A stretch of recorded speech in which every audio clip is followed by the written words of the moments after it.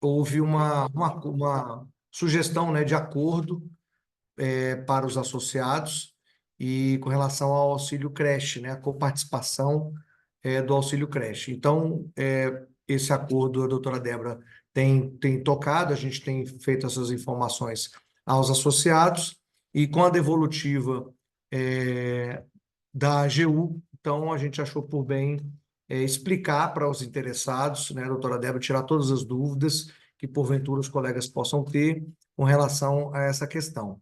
Eu queria, desde já, informar que essa é um segundo acordo que ocorreu, né? Esse segundo agora está ocorrendo, e o primeiro acordo era do escritório Torreão, e nós vamos disponibilizar já no chat a nota informativa do escritório com relação ao andamento, né, do pagamento efetivo desse acordo, né, após a entrega das documentações de cada um dos beneficiários.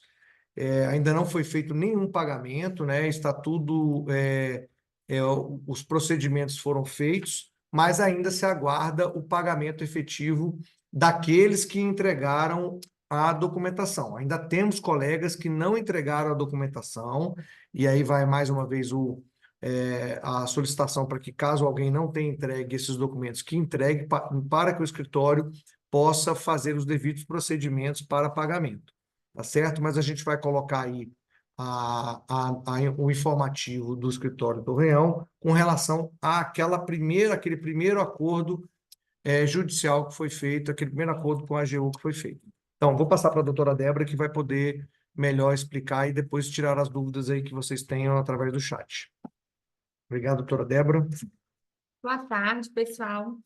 Como o doutor Leiro mencionou, essa é uma reunião em que a gente vai tratar sobre o segundo acordo, né, relativo a uma segunda ação de auxílio pré-escolar.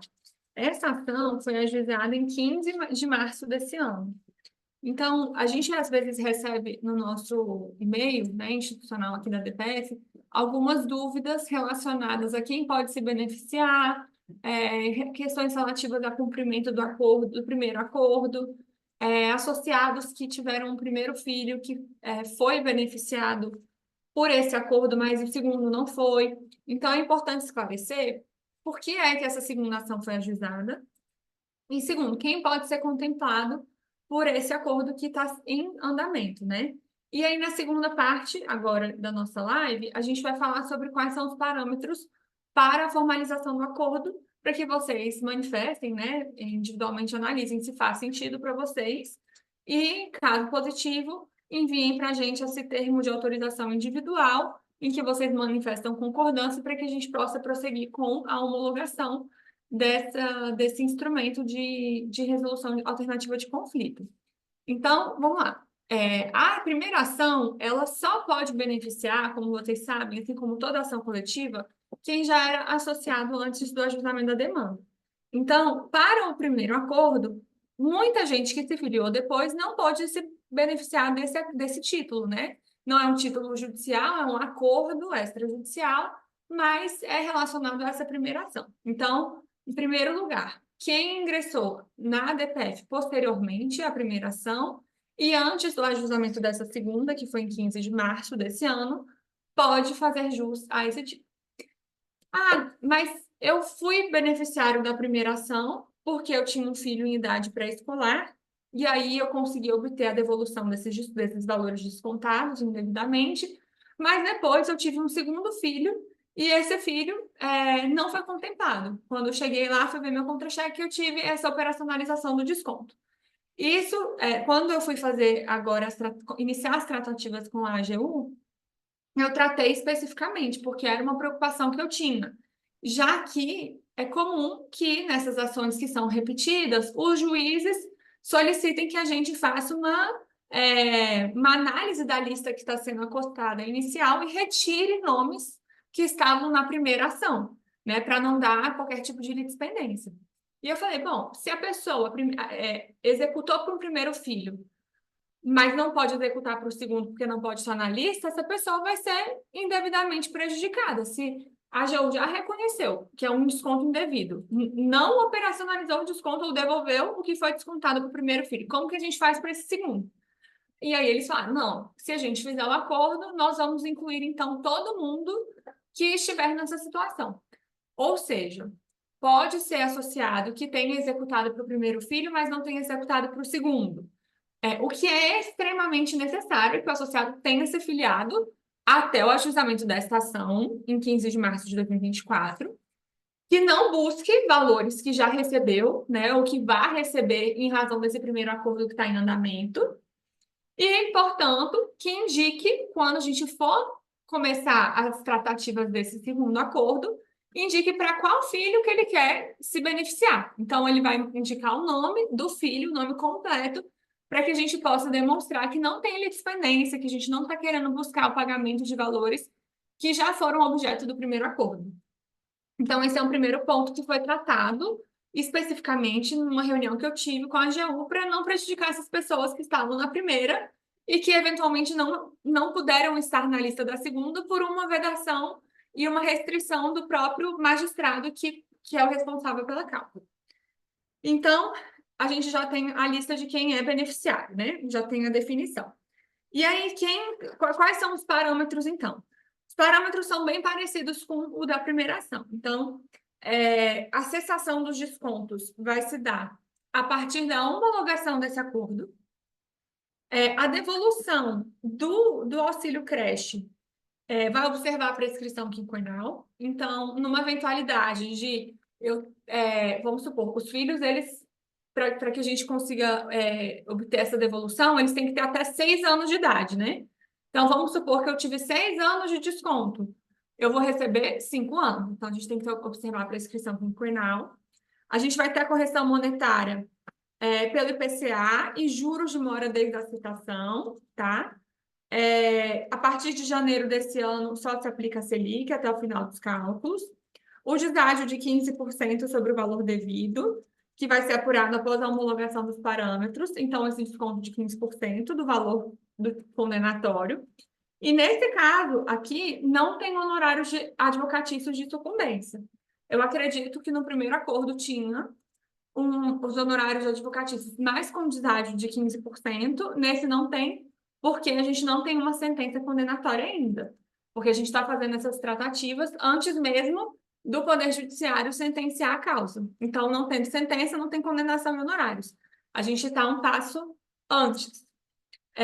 O único honorário que vai recair sobre esse montante que vai ser recebido são os honorários contratuais, que são aqueles honorários de 5%, que é recebido sempre que vocês têm algum tipo de pagamento, enfim, são honorários contratuais, não sucumbenciais. Então, esse é o único custo que existe, né, para que a gente consiga continuar tramitando e acompanhando essa ação. Então, acho que esses são os elementos que a gente precisava trazer, né? Esclarecer quem são os possíveis beneficiários, já que a gente tem um outro acordo, né? Tirar essa dúvida em relação a quem pode ou não se beneficiar desse segundo acordo judicial e trazer o que a gente trouxe de negociação. A gente também incluiu que não vão incidir obrigações tributárias, como imposto de renda e contribuição previdenciária, isso não estava na minuta originária, mas como é uma parcela que tem natureza indenizatória, não devem recair esses tributos. Então, a gente fez constar também expressamente na minuta do acordo. Muito bem, doutora Débora. Também faço referência aqui, doutor Luiz, nosso diretor jurídico, que está aqui presente. Até passando a informação aqui sobre a ação anterior, o que o escritório colocou é que, atualmente, em razão de determinação da 14ª Vara Federal do Distrito Federal, as execuções foram remetidas para a Central de Cumprimento de Julgados, CCJ, de modo que aguardam apenas as providências do órgão para que sejam expedidas as respectivas requisições de pagamento. Ele já encaminhou os documentos, tudo certinho, daqueles que encaminharam a documentação, né? A CCJ, em recente despacho, noticiou que os processos estão na fila para expedição e que será observada a ordem cronológica. A despeito de não ter apresentado uma previsão temporal específica, espera-se que as requisições comecem a ser expedidas no próximo semestre. O doutor Vitor ele colocou que isso é uma previsão, né? Assim, não tem como realmente a gente estipular um prazo determinado, mas acredito que no segundo semestre, já que está toda a documentação entregue, que isso já começa a ser pago. Mas a gente vai aguardar e vai continuar acompanhando. Tem alguma dúvida com relação o colega colocou aqui, quando será realizada a votação para aceitação ou não do segundo acordo? Doutora Débora, eu acredito que não haja uma assembleia, a gente não tem esse poder para fazer isso. O acordo é individual, né, doutora Débora? Os acordos, por eles envolverem, inclusive, renúncia de valores, porque vocês estão aceitando um acordo com deságio, por exemplo, de 15% sobre os valores que vocês têm a receber. A associação, ela não tem esse poder de aceitar um acordo que é individual, né? Vamos supor que vocês entrem com uma execução de um título coletivo que foi patrocinado pela DPF, uma ação de conhecimento. Quando esse título transitar em julgado, cada um vai executar individualmente. E cada um pode resolver o que quiser, fazer acordo, vender o seu direito, né, de recebimento ao precatório. Cada um é titular desse direito, porque é um direito patrimonial. Então, a associação, se ela fizesse uma assembleia para deliberar sobre isso, ela teria que contar necessariamente com 100% dos beneficiários que têm direito tem direito à devolução do auxílio pré-escolar. Então, aqui o que a gente precisa é da manifestação individual. Inclusive, esse acordo, faltou dizer isso, que, caso aceito, ele vai imprescindir de um termo de declaração individualizado, que nós vamos mandar aos associados, para que ele seja preenchido, então, com essa declaração de que eu tenho consciência, eu renuncio a toda e qualquer outra ação individual ou coletiva relacionada a essa matéria, autorizo a reposição em horário, caso tenha recebido ou venha a receber valores referentes ao objeto dessa ação. É uma declaração que a própria AGU pede que cada um individualmente assine. Então, é uma decisão, né, mesmo que compete individualmente aos associados que vão fazer jus a esse título.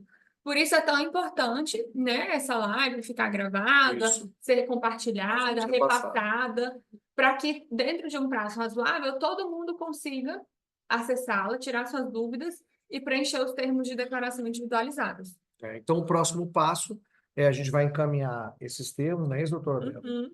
E juntamente com, inclusive, a gravação, né, o link com a gravação, e para que vocês possam encaminhar a documentação necessária. Além do termo, tem mais alguma coisa, doutora Débora? Não. Não, é só o termo mesmo. Então, a assinatura desse termo, para que então se dê o conhecimento à AGU e o processo possa continuar, né? Então, basicamente é isso. Nesses próximos dias aí, então logo a gente tenha o link com a gravação, nós vamos encaminhar para que vocês possam preencher e divulgar a todos os associados, para que, né, aqueles que se enquadram dentro dessa, como a ação ela praticamente abrange aí 98% dos associados, porque de março para cá nós não tivemos tantas associações assim, né, novos associados. Então, praticamente todos os associados estão abarcados, ressalvando aquela questão, como já foi comentado pela doutora Débora, de quem está na lista já para receber da primeira ação.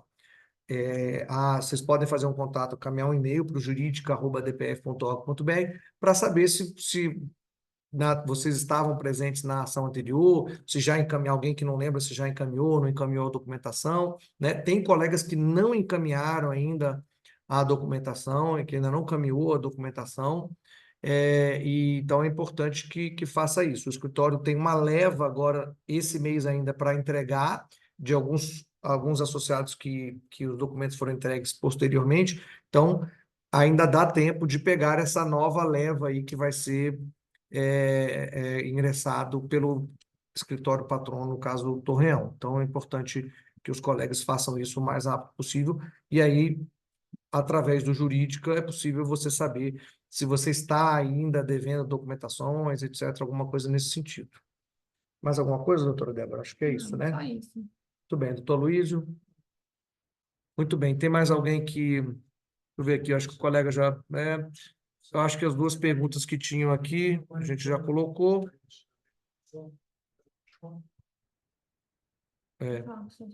Bom, pessoal, não tendo mais nenhuma indagação aqui, a gente encerra e nós vamos passar. Quero agradecer a doutora Débora, doutor Luiz.